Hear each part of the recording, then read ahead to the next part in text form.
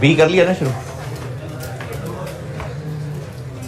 अच्छा, जिन ऑनलाइन वाले बच्चों को ये लेक्चर बी बहुत छोटा सा लेक्चर नजर आ रहा है, तो 83A जो है वो उससे ऊपर वाले सेक्शन सोसी में है।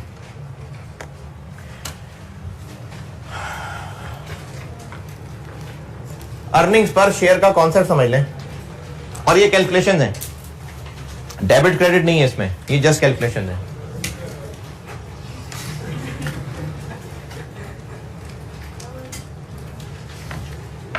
कॉन्सेप्ट समझा रहा हूं।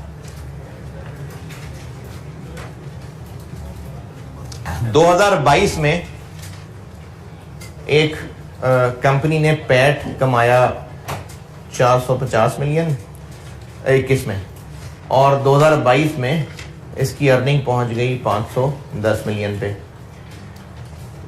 तो कंपनी ने बेहतर प्रॉफिट कमाया, अच्छा परफॉर्म किया होगा।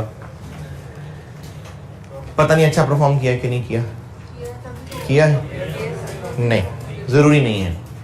इसकी मिसाल ऐसे समझिए कि आपने क्लास टेस्ट, मिसाल दे रहा हूं, 5 दिया और उसमें आपके 8 नंबर आए, फिर आपने मिड टर्म दिया, उसमें आपके 25 नंबर आए, तो आपने अच्छा परफॉर्म किया। टोटल पे डिपेंड करता है। क्लास टेस्ट 5 में आपने 10 में से 8 नंबर लिए, मिड टर्म में आपने 100 में से 25 नंबर लिए, तो परफॉर्मेंस 25 और 8 के कंपैरिजन से नहीं हो पा रही। इसी तरह से ना बिजनेसेस ने जब अपनी परफॉर्मेंस को कंपेयर करना होता है, इसी से एक मिलता जुलता चैप्टर है, मिलता जुलता नहीं, इसी कॉन्टेक्स्ट में चैप्टर रेशोज है जो अभी आपने छुट्टियों में लेक्चर यूट्यूब पे लेने, उस पर भी यही बातें हो रही होंगी कि अगर परफॉर्मेंस को कंपेयर करना है तो 510 और 450 नहीं हो सकता कंपेयर। रेशोज में तो खैर और बहुत सारे तरीके हैं, लेकिन IAS 33 जस्ट एक कैलकुलेशन के ऊपर बेस्ड है, एक क्विक मेजर ऑफ कंपैरिजन। वो क्विक मेजर ये है कि 2021 में इस कंपनी का इशूड शेयर कैपिटल अगर 120 मिलियन शेयर्स थे और 2022 में इसने मजीद शेयर इशू कर दिए थे और इसका कैपिटल 250 मिलियन शेयर्स हो चुका था, दिस डिवाइड बाय दिस करिए, दिस डिवाइडेड बाय दिस 3.75 और दिस डिवाइडेड बाय दिस 2.04। अगर कंपनी मजीद शेयर इशू करे तो नॉर्मली कैश पे इशू हो रहे होंगे, बिजनेस के पास और पैसा आएगा, है ना? और बिजनेस क्या करे उस पैसे का? उनको इन्वेस्ट करे, क्योंकि बिजनेस जब ओनर से और पैसा लेता है ना तो यकीनन कहीं ना कहीं इन्वेस्ट करना होता है, ग्रो करना होता है। अगर 2022 में कंपनी ने और शेयर इशू किए तो यकीनन पैसा और रेज किया होता। अच्छा, ये जो मैं आपको बात बता रहा हूं ना, असल कहानियां डिटेल पता चलेंगी तो क्या है, मैं तो आपको सिर्फ ये कह रहा हूं कि EPS is a quick measure कि उससे हम कंपैरिजन कर सकेंगे, उसकी कहानी बता रहा हूं। अगर मजीद शेयर इशू हुए हैं तो यकीनन पैसा और आया होगा, उस पैसे को फिर यकीनन इन्वेस्ट किया होगा, और इन्वेस्ट किया होगा तो और अच्छा कमाना चाहिए था। शायद यही वजह है कि प्रॉफिट 450 से 510 तक चले गए। लेकिन क्या वाकई अच्छा कमा सके क्या नहीं कमा सके, इसके लिए एक फार्मूला है, वो है अर्निंग्स पर शेयर। अर्निंग्स मतलब प्रॉफिट्स, और अगर उसको पर शेयर करना है तो डिवाइड बाय शेयर्स कर दें। अब इससे पता यह चल रहा है कि इस कंपनी के प्रॉफिट्स पर शेयर के हिसाब से देखें तो 21 में इतने रुपए थे। जैसे एक नाम आपने सुना होगा किसी मुल्क की इकोनॉमी के लिए, पर कैपिटा इनकम एक चीज होती है। ये क्या होता है? Per capita income.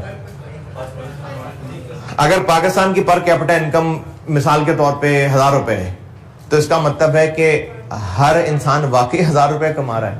नहीं, ये total income divided by total लोग, जस्ट एक एवरेज है। क्यों इसका कॉन्सेप्ट बनाया गया पर कैपिटा इनकम का? क्विकली हम मुख्तलिफ मुल्कों को कंपेयर कर सकते हैं। तो ये कुछ वैसा सा कॉन्सेप्ट है कि पर शेयर इनकम, क्योंकि ओनर्स बिजनेस में पैसा क्यों लगाते हैं? प्रॉफिट कमाने के लिए। तो ये उनके देखने के लिए एक बहुत जल्दी से एक मैयर है कि कंपनी ने पिछले साल 450 मिलियन प्रॉफिट कमाया था, 2022 में 510 मिलियन प्रॉफिट कमाया। लंबी कहानियों का टाइम नहीं है कि बेहतर हुआ कि कमतर हुआ। इससे पता चल रहा है कि बेहतर नहीं हुआ, क्योंकि पर शेयर बेसिस पे एक शेयर के बदले कंपनी इतना कमा रही थी, कहां ₹4.25, कहां ₹2। तो ईपीएस एक क्विक मैयर है जानने के लिए कि कंपनी की परफॉर्मेंस अर्निंग में कैसी है। आपके लिए इसकी सिर्फ कैलकुलेशन ही रेलेवेंट है कि इसको कैलकुलेट कैसे करना है। कैसे कैलकुलेट किया? Total profits divide by number of share. इसको ईपीएस कहते हैं, अर्निंग पर शेयर। कॉन्सेप्चुअली तो हाँ बस यही है। अब आते हैं इसकी डिटेल में कि किसको किससे डिवाइड करना है। क्या वाकई इतना ही सिंपल है कि 450 को 120 से डिवाइड करना है? नहीं। अब इसकी गहराई में आते हैं। कॉन्सेप्चुअली ईपीएस यही है कि मुख्तलिफ ईयर्स के कंपैरिजन के लिए, मुख्तलिफ कंपनीज के कंपैरिजन के लिए ये एक क्विक मैयर है परफॉर्मेंस जज करने का।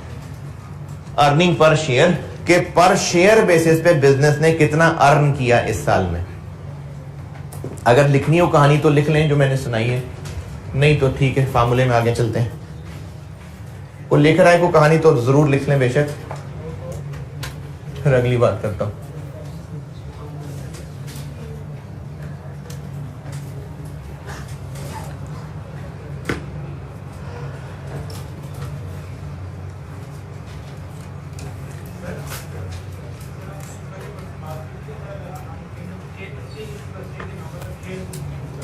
जी जी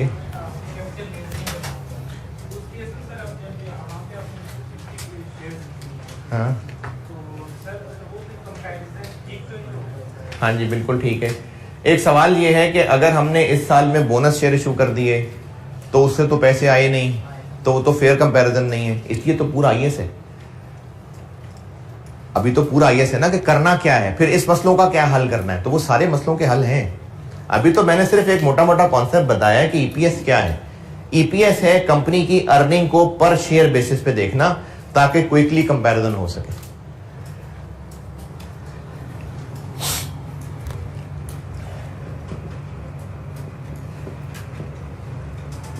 अर्निंग पर शेयर है दो तरह की, एक कहलाती है बेसिक ईपीएस और एक कहलाती है डाइल्यूटेड ईपीएस।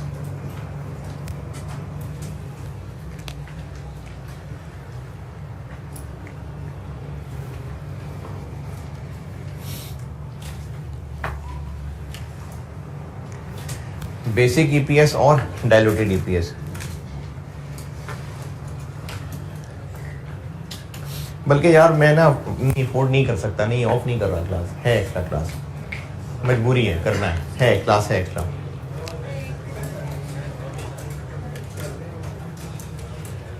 तो ईपीएस एक बेसिक ईपीएस होती है और एक डाइल्यूटेड ईपीएस होती है।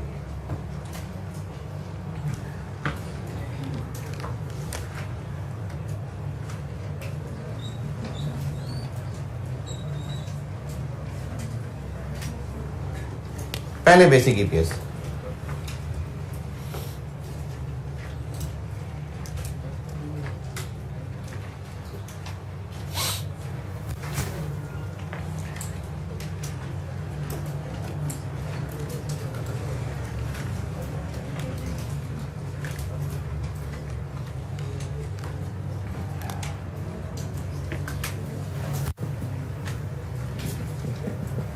बेसिक ईपीएस का फार्मूला है profit attributable to ordinary share holders divided by weighted average number of ordinary shares outstanding during the period. ये बेसिक ईपीएस का फॉर्मूला है. Profit attributable to ordinary share holders divided by weighted average number of ordinary shares outstanding during the period. इस फॉर्मूले की अंग्रेजी से लग रहा है कि मामला कितना गंभीर होने जा रहा है. Weighted average number of ordinary shares outstanding during the period.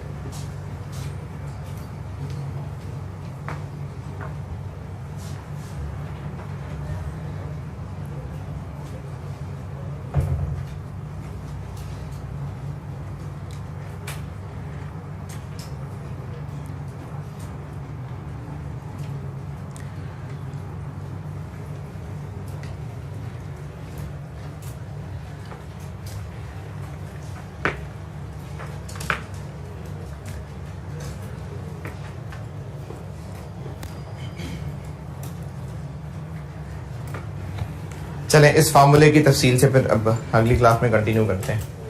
ठीक है, अल्लाह हाफ़िज़.